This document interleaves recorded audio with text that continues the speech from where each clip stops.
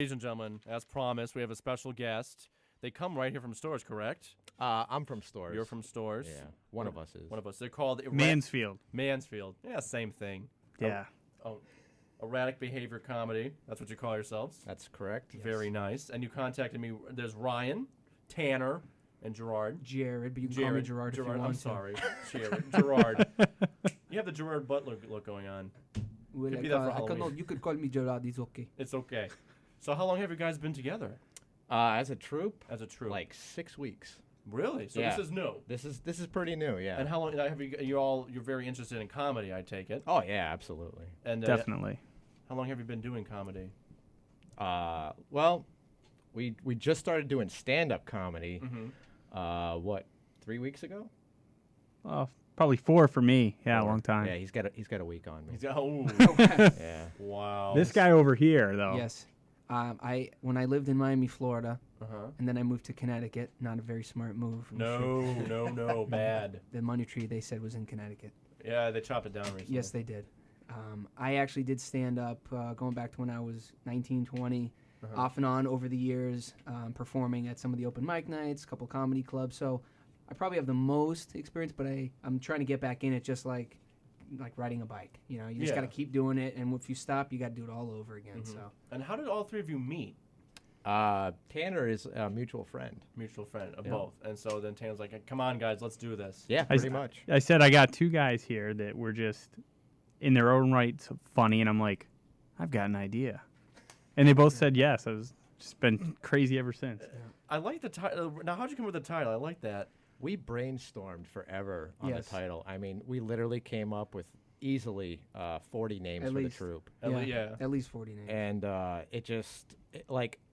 don't even remember what the first name I came up with, but I was like, this is it. This is what it's going to be. Yeah. And then we did a web search, and that domain name was already taken. So we're like, well, scratch.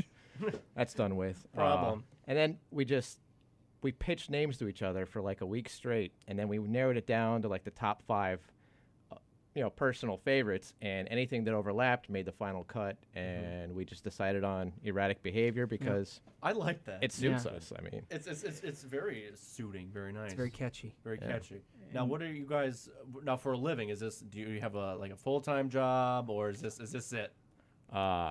I'm between careers right now. Hey, don't worry, me too. That's another way I'm of a- saying things. Yeah, Isn't it? I the like economy sucks. Yeah. I was a mechanic, like a maintenance mechanic, but I've been using the time off to help market the troupe and doing some guerrilla marketing. Mm-hmm.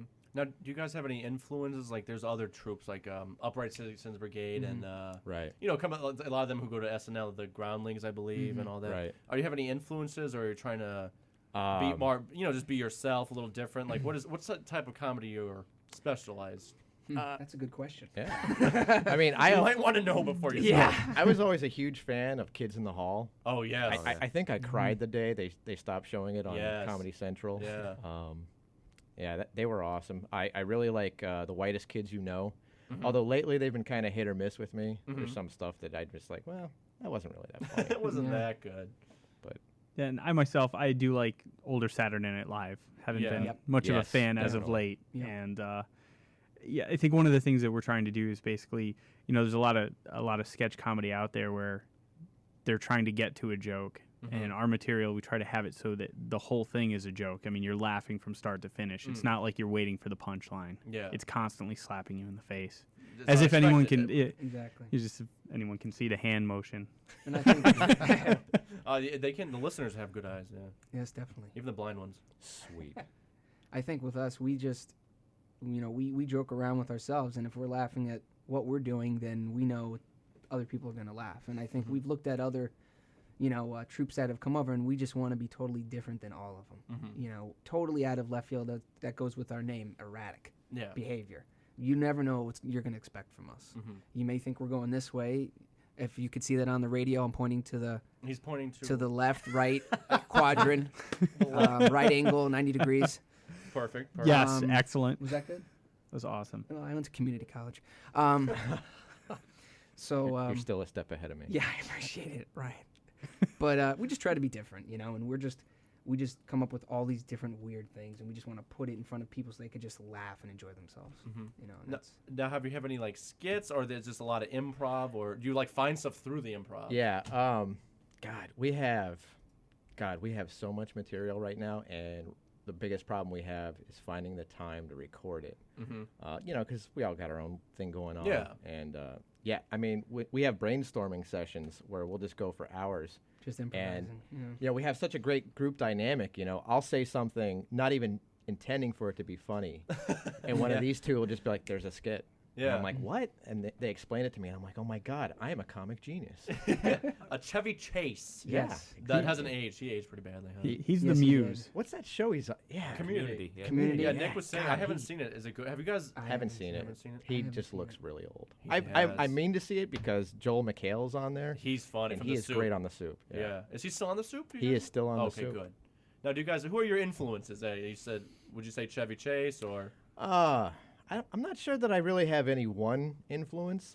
You know, like I used to have a real angry vibe to my comedy, and I've kind of grown away from that. I had like a real Bill Hicks thing going on, and I was just like, you the know, Dice Man. yeah, no, not so much. Dice Man's just, I mean, not that he's got some funny stuff, but he's more crude than he is angry. Yeah. And I was just like, man, I find myself getting angry about the dumbest things. And that's kind of douchey. Kind of rude. Little What bit. about you, Tanner? I have been a fan of all sorts of stand-up comedy. I always loved Carlin, Hicks, Kinnison. Yeah.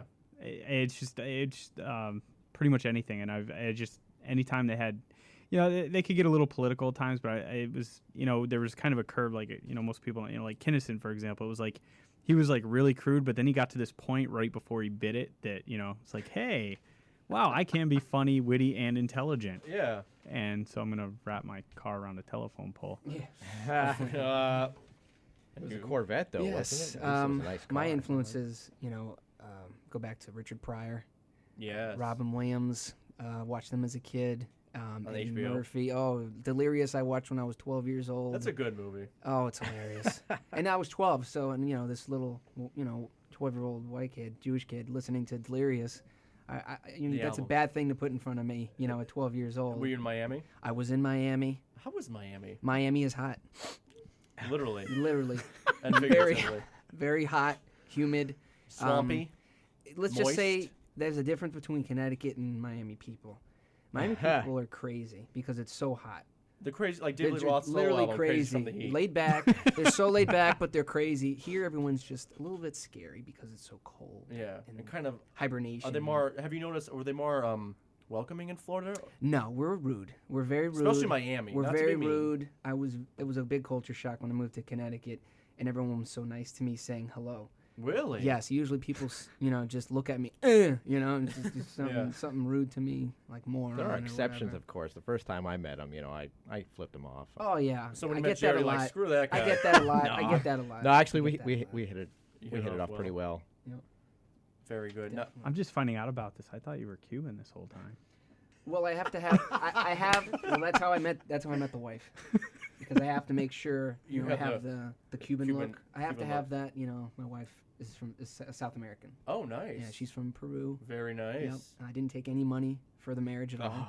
Oh, you kind of missed I was out. trying. Well, they told me, but I figured, why not give the kid a break? Yeah. So whatever. So now, is there still a big Jewish population in Miami? Huge. Huge. Yeah, that's Is where we everyone all st- go. That's where you all go. That's yeah. where we all go. When it's because That's it's where Or they go to Boca. die. What about Boca? No, you have to say it differently. Boca. Boca. Have you been to Boca? Of course, I have. My aunt lives there from Long Island. Oh, Long Island and Boca. Yeah. Perfect. That's great.